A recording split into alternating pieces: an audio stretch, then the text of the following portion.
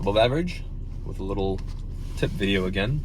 And this one is how to test.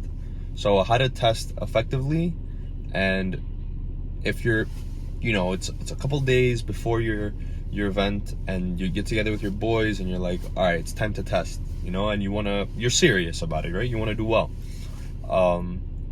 Now, these are a few tips that you could implement when you're testing to get like the most effective testing. Since you're doing it anyways, you might as well do it the best way possible, right? So what people tend to do is they sit down and they just like duel against their friends, right?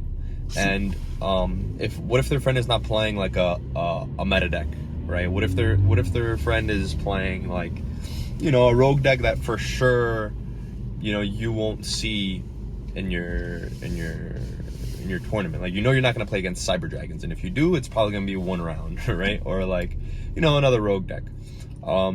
I think you guys, if no one in your friend group is playing a meta deck or a deck that you're for sure going to face like 2 to 3 times, I say just build it if you can, and then like play test against it, like in person, rather than just doing like playing against it online. Another thing, because you want to see how your deck competes with like the best deck, right? Another thing is what is going on? Another thing is that you don't want to play a bunch of game ones. So again, what a lot of people tend to do is they sit down and they just keep playing. They duel after they decide who wins. They shuffle and they play again. They shuffle and they play again. What you're doing is you're playing a bunch of game ones.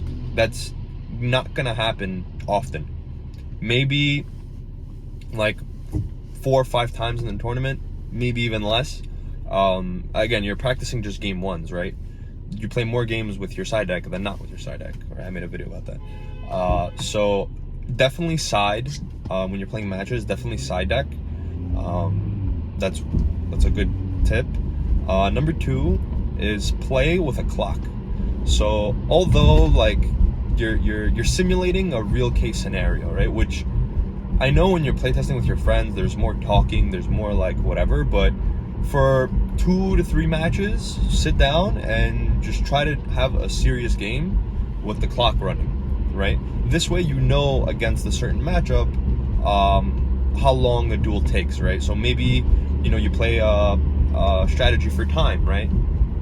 Maybe, it helps you like practice a real case scenario that will come up. Like going at the time comes up often. So that's another good tip. Another thing is taking back plays. So I know this is weird. Like I know, again, you're playing with your friends and like you always take back plays and like, oh, okay, well, the thing is, let's say you have Ash in your hand, right? And your opponent does the play that plays into Ash, and then you Ash them and then they pass, right? But they're like, oh, wait, no, like this isn't the right play. The other play is better through a hand trap, so let me go back, right? And then they go back. And then they do the play that like doesn't lose to Ash, but they end on a worse board, right? The other play would have been, they would have ended on a bigger board, but it played into Ash.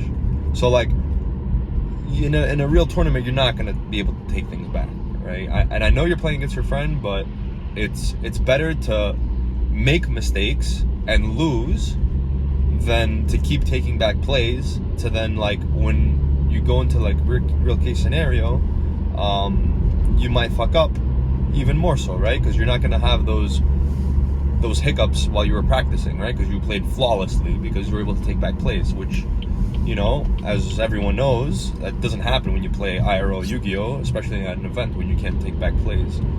So those are a few tips you could implement when you play test.